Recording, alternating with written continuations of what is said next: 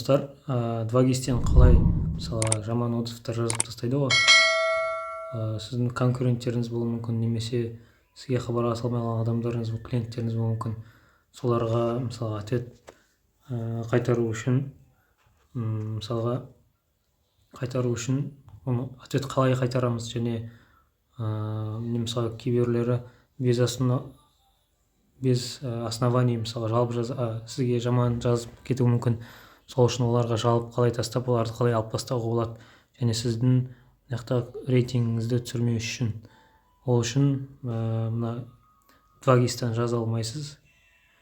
Өйткені мысалы бізде Kids Club деген детский садигіміз бар. Сонда мына нелерге жауап жазу үшін бірінші неге кіресіз, мысалы Chromeға. Мына жерде account.2gis міне көрсетіп тұр. .com дегенге кіресіз. Осы неге кіргеннен кейін бұл жерде жаңағы сіздің логин пароліңізді сұрайды. Логин пароліңізді сұрағаннан кейін почтаның паролін жазу керек болады. Егер ол болмаса, ұмытып қалсаңыз, немесе номер арқылы восстановление жасау болады, немесе почта арқылы. Кіргеннен кейін мына жаққа отзыв дегенге кіреміз. Одан кейін мысалға мына жауап берейік: как с вами связаться, на звонки не отвечаете, дверь не открываете. Мысалы осыған бұған ответить деп басып, мысалға жауап беруге болады. Біздің ответ жауап қайтардық. Енді мысалға бұған жалып тастау үшін, өшіріп тастау үшін, мысалы бұл конкурентіміз болуы мүмкін. Ол үшін не істейміз? Ол үшін астыңғы жағында X-ті басайық. Астыңғы оң жақ шетінде ответиттің қасында мына жерде леп белгісі тұратын, көрдіңіз бе? Осы леп белгісінің қасына, осы леп белгісінің үстін басамыз. Сол кезде причину жалобаны таңдаймыз. Мысалы, такого клиента у нас не было деуіміз мүмкін. Немесе қалған заттарын табуға болады.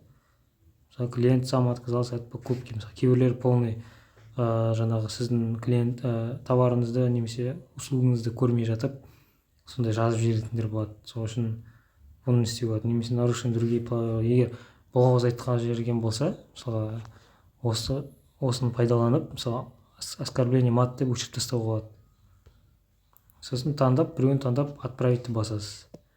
5 күн ішінде жауабы келеді. Мысалға мынаған жаңағы біреуін таңдап көрейік. Так, мен мана жауап тастадым. Әже көрініп тұрған шығар. Тағы басайын. Такого клиента у нас не было деп жазайық. Мына жерге причинасын жазып жіберейік. Такого клиента не было. Отправить. Спасибо, жалоба уже у нас. Скоро рассмотрение заявок составляет от 5 дней. 5 дней, но может быть увеличенным в зависимости от нагрузки. Итоговой проверки можно увидеть под текстом отзыва, на который вы жаловались. Также мы отправим вам их на почту. Сіздің почтаңызға да жібереді.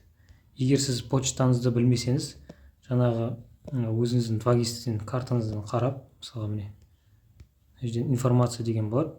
Сол жерден сіздің басында тіркеген жаңағы неңіз болады, тіркеген данныйларыңыз тұрады. Мысалы, мына жерде бізде Kids Club 2020 деп, осы арқылы біз восстановление жасадық. Немесе мына жерде тіркелген номер арқылы. Көрдіңіз бе? Және мысалы бизнесіңізді тіркегеннен кейін мына жерде ішінде функциялар бар. Данныйларыңызды тағы толтырғыңыз келсе, товары, услуги, данные о компании, осы жақтан толтыруға болады. Контактты өзгертуге болады, ішіне фото қоюға болады. Ішіне барлығын толтыруға, өзгертуге болады. Instagram, YouTube барлығын қосуға болады. Сосын фото қоюға болады, тағы да қосымша загрузки фото услуги. Және егер сізде не болмаса, 2GIS болмаса, онда 2GIS-тен бір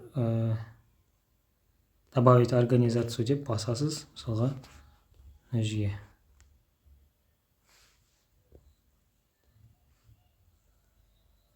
Астыңғы жағында болады. Так, здание.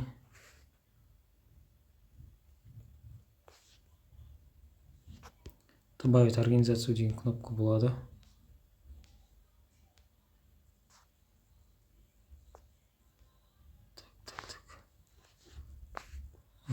Қателеспесем. Так. Міне добавить организацию. Сіздің профиліңізде добавить организацию деген бар. Осы жерге қойып, картаны таңдап, мына жерден адресіңізді жазып, сосын неге жібересіз, проверкаға жібересіз. Сөйтіп сіз тіркеуіңізге болады. Дағымдарыңызға рахмет. Егер пайдалы болса, каналға тіркеліп кетіңіздер, өтініш.